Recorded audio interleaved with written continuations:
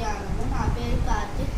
నేను 5వ తరగతి చదువుతున్నాను. ఇప్పుడు మేము భాషా భాగములతో నృత్యం చేస్తున్నాము.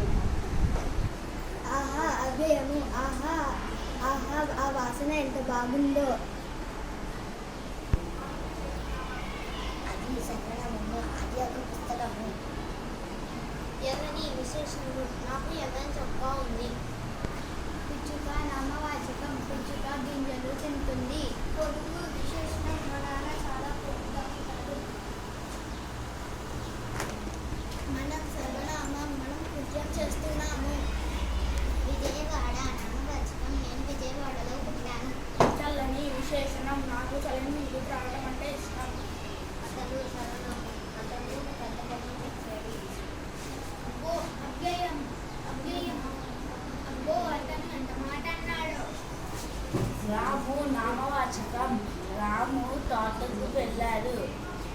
కార్తీక్ నామవాచకం, కార్తీక్ బాగా చదువుతాడు. ఆడుతున్నారు క్రియ, రాము స్నేహితులు క్రికెట్ ఆడుతున్నారు. పులి నామవాచకం, పులి జంతువులని తింటుంది. పాడారు క్రియ, రవి పాటలు పాడారు. గీసింది క్రియాపరం, మా చెల్లి బొమ్మ గీసింది. వారు సర్వనామం, వారు విదేశాలకు వెళ్ళారు.